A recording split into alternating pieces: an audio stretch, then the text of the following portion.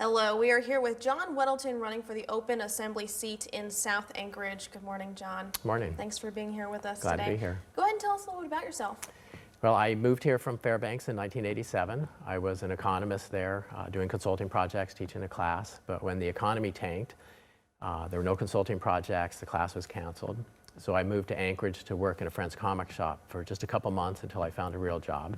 So now I'm there 29 years later, and we've grown from my business partner and I, with a couple part-time employees, to dozens of employees, a couple locations, and we've become a good fixture in the economy. Bosco's is fairly well known. We also developed a wholesale company that I've since sold, and I own a couple commercial buildings that I operate. Okay. And so go ahead and tell us, why are you running for the Anchorage Assembly now? Well, there's a couple reasons. This is a great city, and we're very volunteering, so people dive in, and I'm happy to dive in to help the city. A couple of reasons that set me apart is, one is that the business experience. I've got decades of being a business owner, operating a business with employees and inventory and all the things that come up with running a business, and we need someone on the assembly with that experience to watch for unintended consequences of ordinances and to look for opportunities. I've also squeezed in, over the last 20 years, lots of community involvement through community councils, planning commission, chambers of commerce, a whole bunch of different little citizens committees on a variety of topics. And bringing the knowledge of the issues and how good public policy is made is very important. And if the voters choose to elect you, what will be your top priority? Well, I think I share with the mayor and all the mayor candidates from last year is that public safety, we need to beef up the police force. I've seen it in my business with much slower response times. I did the Citizens Police Academy this last fall and learned a huge amount about the police force. I did a couple ride-alongs, and they just can't keep up with the calls for service, and we can't do good policing when they're just chasing calls. So increasing the police force is certainly a goal. All of that done with the backdrop of, we have a tax cap. I respect it. I think it's been good for the city. So we have that constraint. Okay, we're going to circle back to both of those topics. Okay. I want to ask you about the budget. How can you help the Muni with the current budget crisis? Well, the budget crisis now, I think we lost a huge amount of state revenue. The municipal light and power couldn't pay its $7 million roughly dividend this year, and that was really the biggest impact. Hopefully MLMP can make a dividend payment next year. That was something that they did. The board or commission of MLMP must have made decisions in the last few years that put them in a liquidity crisis, which is a problem. So that would help a lot, getting that back, and would ease property taxes. To balance the budget, there will likely have to be cuts. Where would you cut? Well, I don't know if it's fair to give specifics. We swing some more money towards the police. I think the fire got a little bit, and that's probably good. But you cut departments and let the department managers decide what they cut. I mean, it's for the assembly to dive into the details of how many boxes of paper they buy. That's not really a place for the assembly. Okay, but would you say that's why the voters are electing someone to make those tough decisions? Well, supporting a balanced budget is required. With the tax cap, we have that limit. So supporting that is really the Assembly's role. It's I think, inappropriate to go in and do the detailed parts of a department. We don't have that knowledge like a department head would. How can the Muni work to diversify Anchorage's economy when it comes to taxes? Diversify Anchorage's economy when it comes to taxes. Well, you mean like different kinds of businesses that could would you grow propose here? a sales tax? Right now, property owners are carrying that weight. I don't know if that diversifies the economy so much, doing that. I mean, we have property taxes. I would support a sales tax in some instances if it offsets property taxes. We'd have to see. We had two proposals for sales taxes in the last 10 years or so that I've been here, and they were so poorly done. They were rushed through. They didn't make sense, and as a retailer, I couldn't even figure out how they would have applied to me. If one were done carefully, I could support that. Bill Evans proposed one. It wasn't quite ready. I talked to him recently. He says he'll propose it again, and hopefully I'd be on the assembly, kind of work through that and make sure it works for retailers and for the community. Okay, now you mentioned this earlier. Go ahead and tell me, do you support the change to the tax cap calculation? So that would be Prop 8 you're talking about? Yep. I don't support it. What it does is clearly defines what the starting point would be for calculating next year's taxes. And that's been something debated for 30 years. So that's fine to define that. But I think people looking for restraint in the growth of property taxes, that doesn't really get to the core issue. And the core issue would be the growth factors, which is the CPI, the changes in population growth, and the value of new construction. So if property taxes are growing too fast, those are the things we should be focusing on, not what Prop 8 looks at. So it seems misguided. There's some unintended consequences. It makes a disincentive for taking one-time funds and giving property tax relief, because that could blow a hole in the budget the next year. So it's not a well thought out solution to our property tax issue. Let's talk about public safety.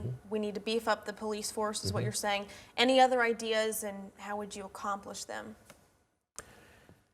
Well, the police have a lot of ideas, and I trust the professionals. And after going through the Citizens Academy, they really are motivated to make Anchorage a safer place and to do a good job with policing.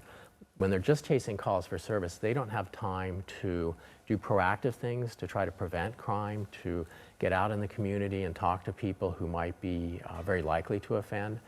And the science on that for policing is pretty established, and other cities have done it. I think a lot of things like the broken window theory, you get on that quickly and then it doesn't expand. But they just don't have time to do that. So getting more police on the street, they do have a plan, and the police understand what good policing is. Okay, and the mayor's been pushing housing first. What would you do to support helping Anchorage's homeless population?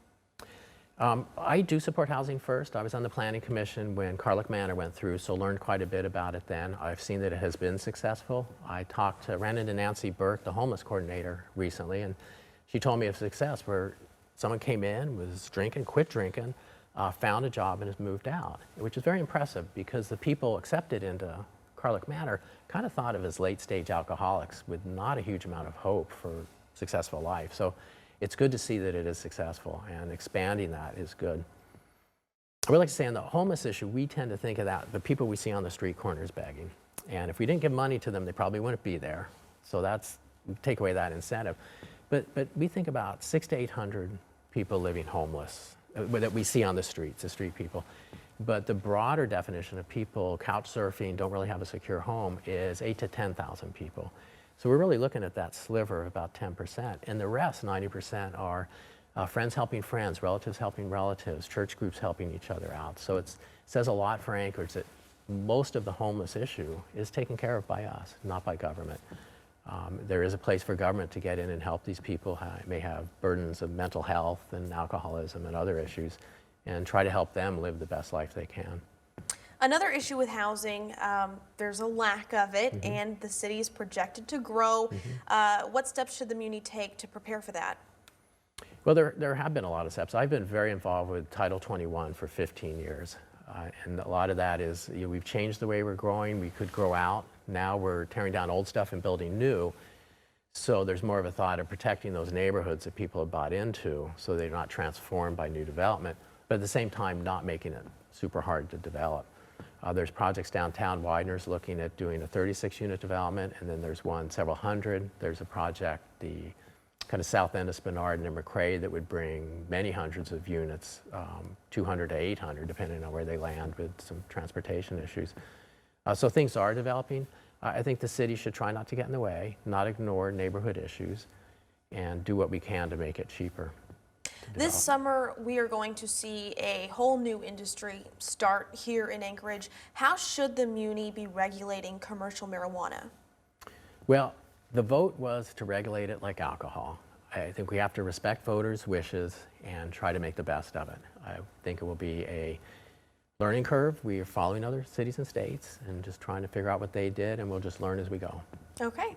And the Anchorage School District wants to ask voters to approve bonds over the next 6 years, knowing that taxpayers will likely be paying for all of that.